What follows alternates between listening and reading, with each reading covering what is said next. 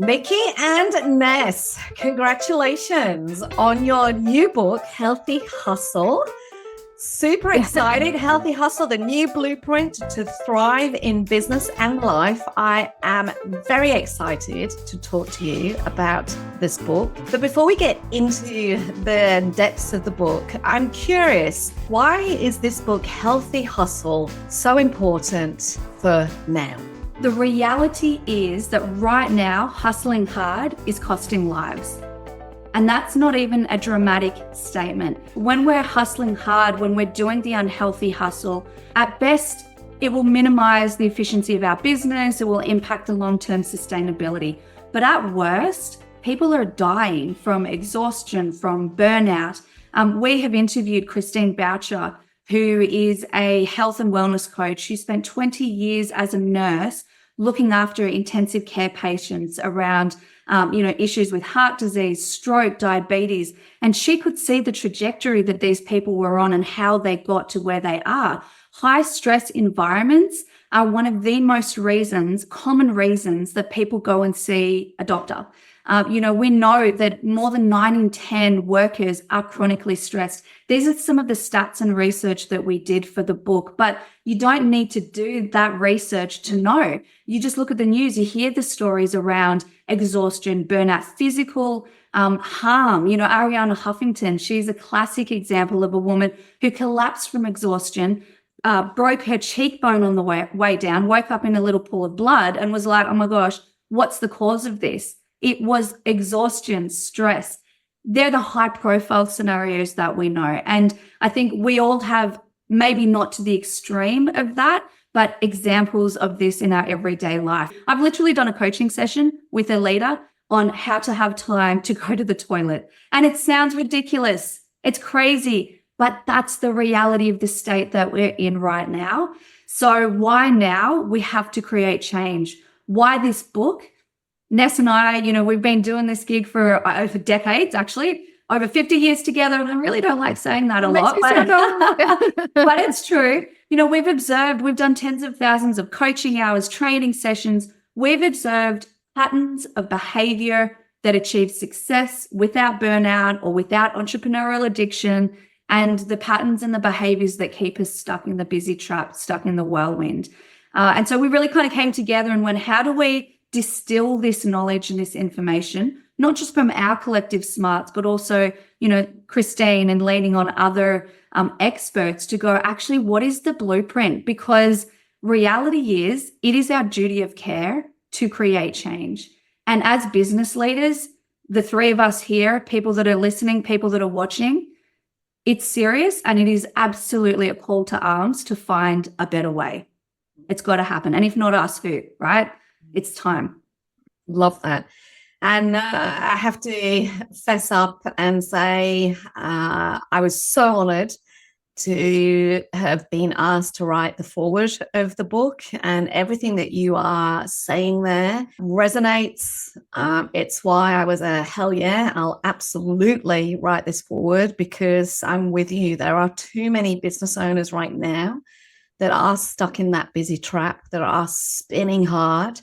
And the very reason that they went out to create what they're creating is almost like a far forgotten dream, because they're so busy pedaling hard in their own businesses.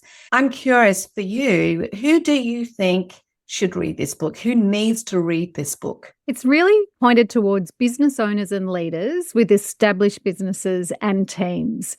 So they're looking for a better way to continue to grow the business, and they're really sick of the hustle culture. So the hustle culture keeps you tethered to your business, and they're really wanting to get out of that hustle and grind kind of mentality and find a better way. But I think there's a fear that if I do something differently, the success I've had up until now is going to go. So they are action takers. They're driven for success and they want to continue to succeed, but it's getting to a point where it's feeling really, really hard. And that leaves them feeling like they're stuck in business. They're not spending time with those who matter the most. They're getting towards that burnout, and they're beginning to wonder whether it's all worth it. And what we don't want is to have people who have worked so damn hard to get to where they are, getting to a point of it's either my health or the business, and I need to walk away, because we go into business, all of us go into business because there's something that we believe that we can add value to, that we can solve a problem for, that we can help others.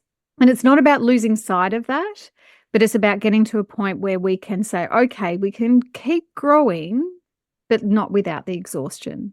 When I say that, I think about one of our beautiful clients, Jody, who was at a point of near burnout, and she really was contemplating walking away because it was just too hard.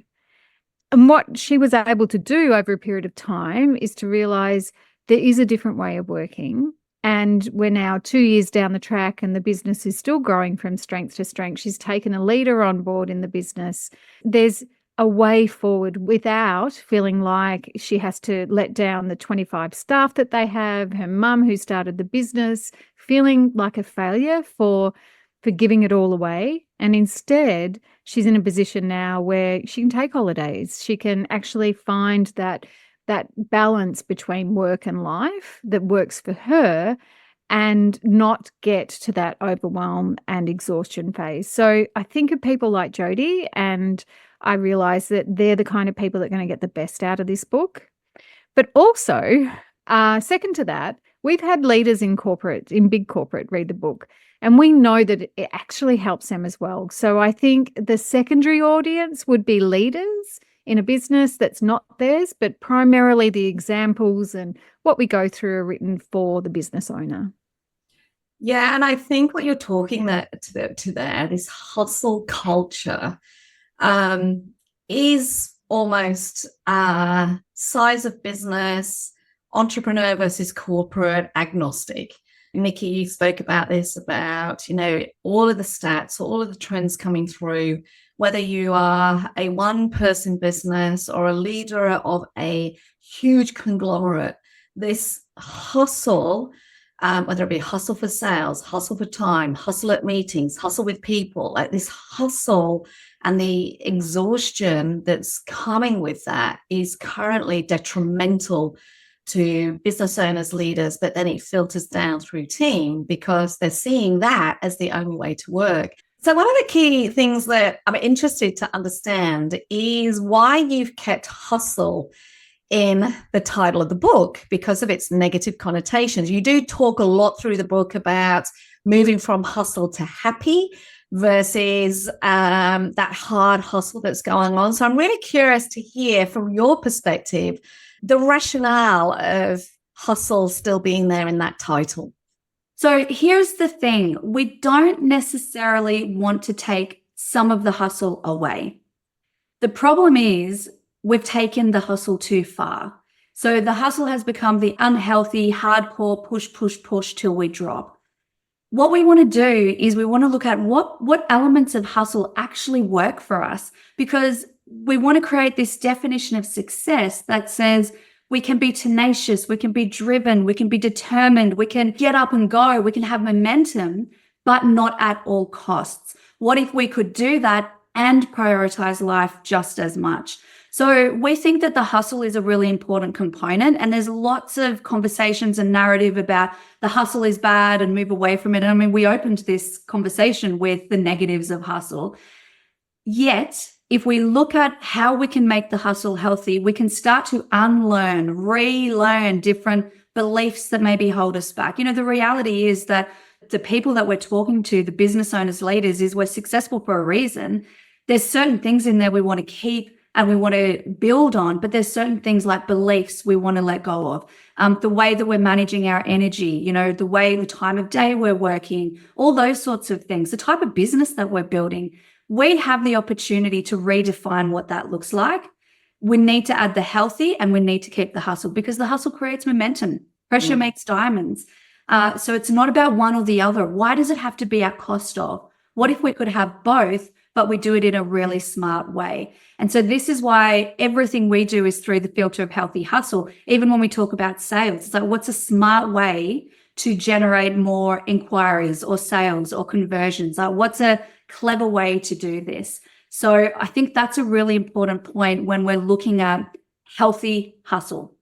And the other thing I just kind of want to mention here around this is that typically, you know when you're ready to move from the hustle to happy. There's a bit of a crossroads. We call it the growth set point, the crossroad of your pain and growth set point. So you've had success in business, time in business, results in business, likely revenue, profit, team has grown, established products and services, but then the business owner starts to feel like a bit stuck and what's next? Do I really have to continue my success in this way? And there's 3 choices here. And this is what we talk about in the book. And really everything is centered around what choice will you make? Because you can keep going as you are and the business will plateau. You're not trying new strategies. You're just going, and you're not challenging that status quo. Or we find a lot of business owners and leaders will bury their head in the sand. So they go into avoidance. And that's when you'll actually start to go backwards. Think of the dream. Think of the reason that you came into business. Lifestyle, time with family. You don't want to sacrifice that. Or you could choose the third option, which is what we're encouraging, which is this hustle to happy and healthy hustle, where you actually start to look at things in a different way and redefine what success looks like. So we've got to keep the hustle. We just need to make it a healthy, resourceful hustle. I love that. I love the piece around you and I. We're also aligned here. It's that momentum. It's okay to strive for momentum, for more, for success, but not at all costs. And this is what you talk about in Healthy Hustle. And thank you for sharing the rationale there. I think it makes absolute sense of moving from hard hustle that's essentially doing damage to healthy hustle, which is, as I talk about, life and business by design. I'm curious, before we get into the depths of what you write about, so we can share with the audience a little bit more, you've got 3 main concepts that you talk to in the book. Can you just share those with your audience, please? Sure. So the 3 concepts that we talk about is moving away from where business feels really chaotic, we call it business chaos, over across to smart growth. So it's getting out of the clutter and then looking at how you're going to move the business forward in a smart way. We also look at this concept of Juggle Street, the being everything to everyone kind of situation, and wanting our leaders and their teams to move to peak performance.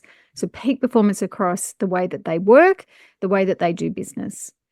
And then the third area that we look at is getting out of the busy trap. That mouse wheel where you just feel like no matter what you do, you can't get on top of it all and you're constantly spinning your wheels, and actually allowing the business owner and the team to have time freedom to be able to prioritize life, but also time freedom to see what's next. What's the next big idea or the next thing that you want to achieve? So they're the 3 big topics we talk about. All right, let's deep dive into each of these. So first one, you talk about moving from business chaos to smart growth. Can you tell me more about what that means? And it'd be great to hear some evidence of success when people have moved to that smart growth place.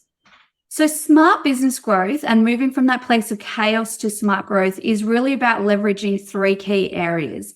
You've got to have a clarity of direction that you're heading. So business planning, but gone are the days of the 500-page PowerPoint presentations. You spend months creating it. Just a simple plan on a page, or we call it the True North framework, to help guide people through a simple process to have a plan. When you have a plan and you have a focus on sales and equally profit, so plan, sales, and profit, that's actually how you know you've got smart business growth in place.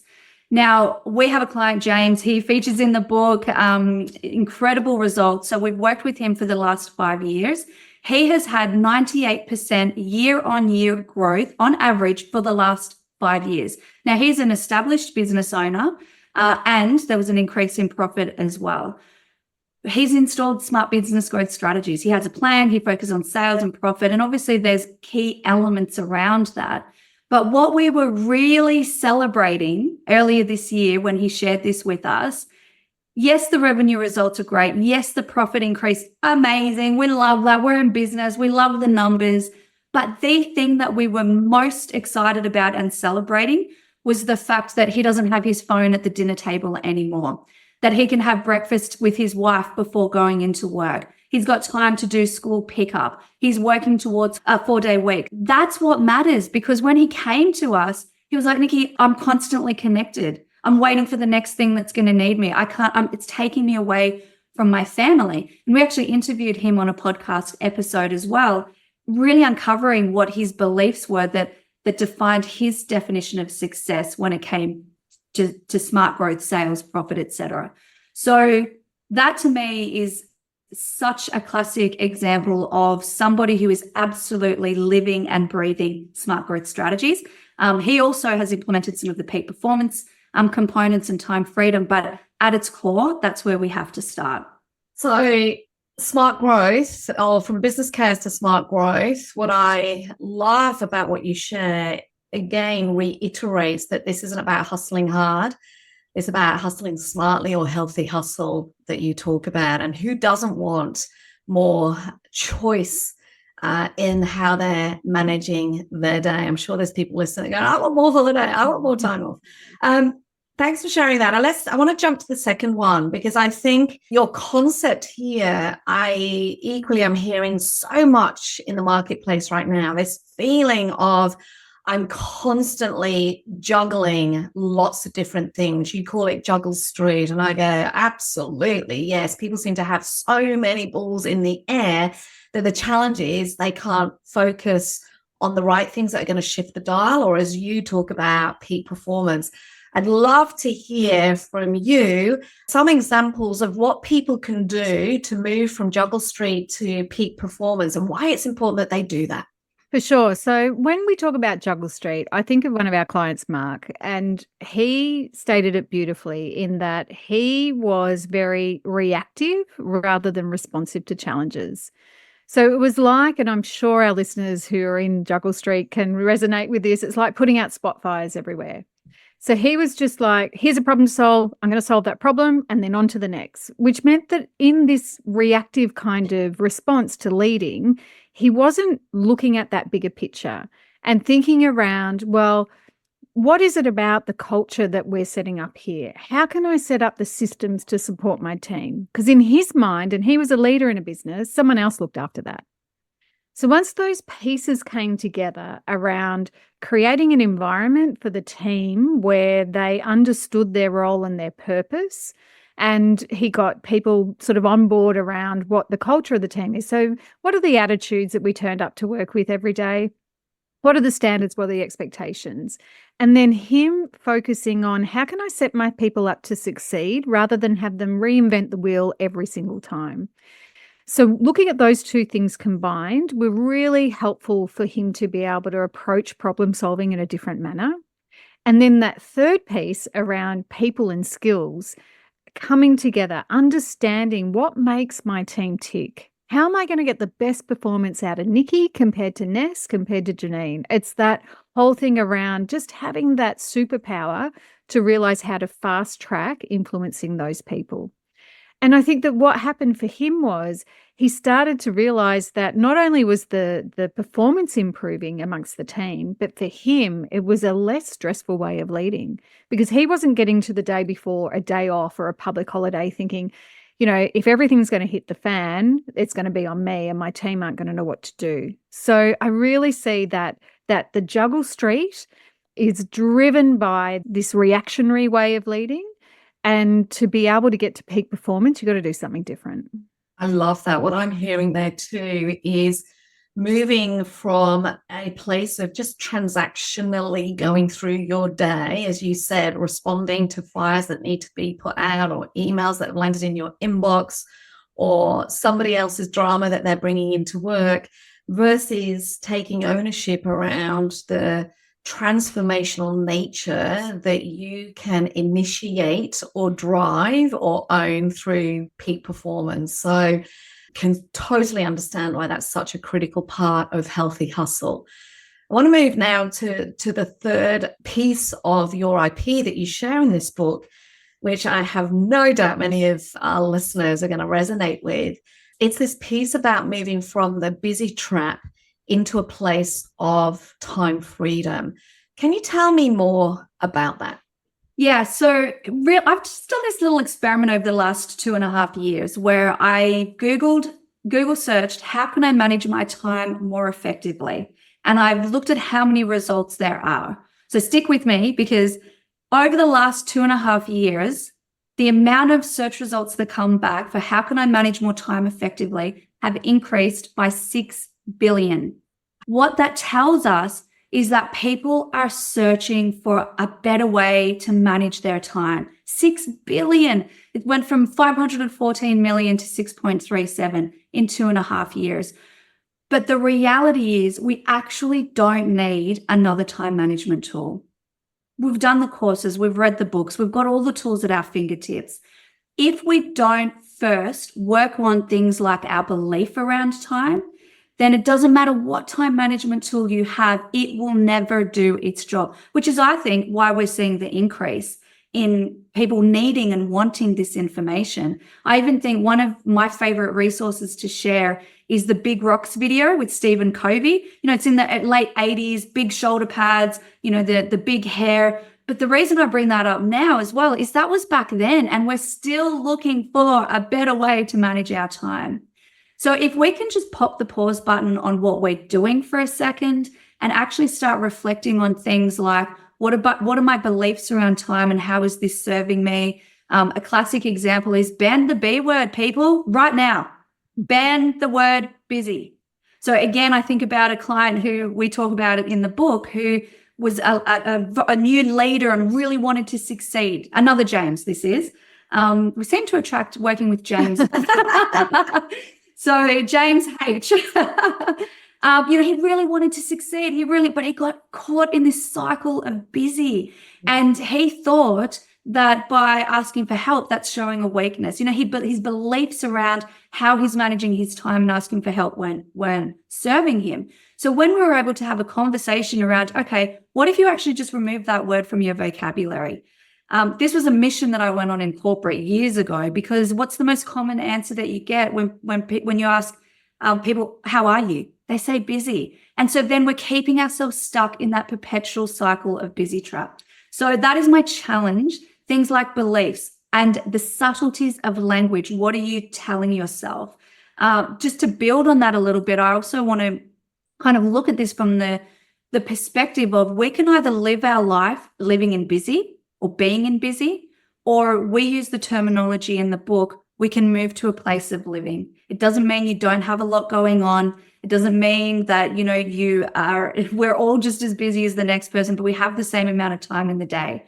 So it just means that we can come to a place of mindfulness. We can come to a place of appreciating moments, even when it feels really chaotic. So beliefs are really important. We don't need another time management tool. The boundaries that we set for ourselves as well really help move from busy trap to time freedom, and understanding what is right for my unique me. What's my internal driver? So things like, am I a morning person? Am I a night person? What type of clients do I want to work with? What type of work? How can I empower my team to step up so I can step back and we can all be living in our genius zone? I giggled when you talked about the time management, because I can't remember. I remember, I must have been before my time. I remember in my very first job as a graduate trainee doing a time management course.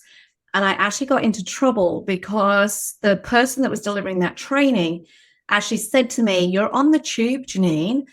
Whilst you're on the tube, you could do X, Y, and Z." And I went, "No, I don't see why I should fill that time. I'm quite happy reading my whatever the best-selling book was." And I remember being hauled into the HR office at the time and being told that's actually not what you should be doing at this age in your career.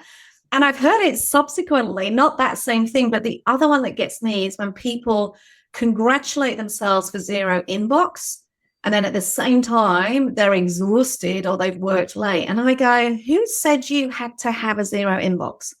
Where did that rule come from? So why is it that sometimes when you give yourself a challenge, you seem to be able to find the time? So I love the concept of busy trap to time freedom. And equally, as someone that's been running their own business now for, I think, about 14, 15 years and 20 years in corporate, I reckon that is the one thing that I have to continuously work on. I've got good at removing busy from my vernacular, but that being disciplined about the other stuff and understanding that that is as important as answering an email. So much good stuff in here. Having read this book, I was lucky enough to read the book in its various iterations before you got to a final manuscript. There are so many tools. There's so much research gone into this. And that's what I love about your book, Healthy Hustle, that it's not just what you've seen from your years of work, both in corporate and the clients that you've worked with subsequently, who you've helped shift into this place of healthy hustle. It's not just that. You've backed up with so much evidence that it's actually hard to argue with what you're actually saying here. And I think that if people can pick up this book and even take 1% of it, it's going to help them move from that place of hard hustle and the risk of that to themselves and their business to being happy and a healthy hustle of actually finding the joy in their business again and reconnecting with the very reason why they're doing this, for themselves, for their families, for their teams and their communities. So congratulations on such an incredible book. As we sort of wrap this up, what is your wish for the readers that pick up this book and have the chance to absorb the awesomeness in it? Well, our wish for the individual reader who's picked up the book because they're resonating with this message is simply that they get their life back, that their business can be the dream that they had and have the success that they want, and they can still spend time with those that they love, doing the things that lights them up, that they enjoy, and make them feel healthy and make them feel happy. And I really think it's about coming back and saying, there's one part of the book that Nicky quoted, this beautiful poem, I think it was, in relation to what are you going to do with your one precious life? But that's how important it is, and that's our wish for somebody who's reading the book. But bigger than that, our wish for the collective is that we really start to change the business landscape for the better. So we want a more sustainable way to help people thrive in business and life. And we want to create that ripple effect right across. So not only touching the reader, but their teams, and then, of course, the families and the children to come and all of that. That's sort of like that it goes out much further than just the person reading the book, because they're applying what they know. And really having the opportunity to challenge and break those cycles, especially around hustle, so that they can be healthier human beings and happier human beings. And I think that that is our wish for the whole collective of people who pick up the book. But also within that, it doesn't mean anything if you don't do something, right? We can read books, so they're not going to have an impact unless we do it. So we ask anyone who picks it up, our ask of you is to just do one thing, pick one thing and make a change on that. And then, of course, buy the book. And then that way, once that one thing is nailed, you've got the next thing to move on to. So this is a long-term plan. It's not a quick fix. It's not going to all happen in, the next week. It's around, as Nicky said earlier, it's about challenging belief systems and implementing new ways of working. So that's really what we're hoping to achieve through putting this book out to the world. One of the things I picked up in your book that you said, I think you said it a few times through the book, and I'm quoting here, is you said working smarter is no longer a luxury. Why don't you comment on that? Because I think there's so much in that statement. Working smarter is no longer a luxury. Yeah, because it is no longer a luxury. And I think what we have to bring to the table here is that healthy hustle isn't just, I'm going to do a little bit more yoga, or I'm going to drink more water. Like, that is important. They're the basic foundational elements.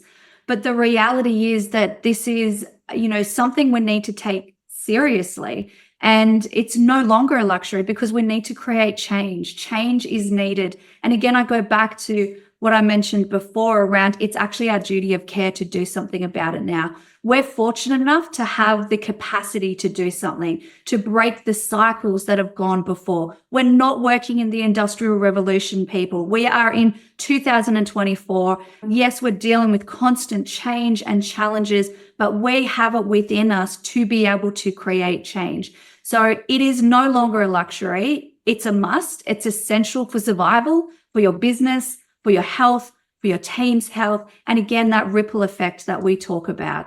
How can people best contact you? So the book is available.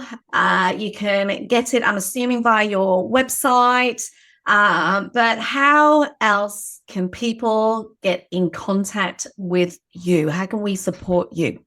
So first of all, healthyhustle.com.au is where you go to get the book. But also you can visit us at businesstogether.com.au and you can get to the book from there. But that's if you want to friendly stalk us and find out a little bit more about us.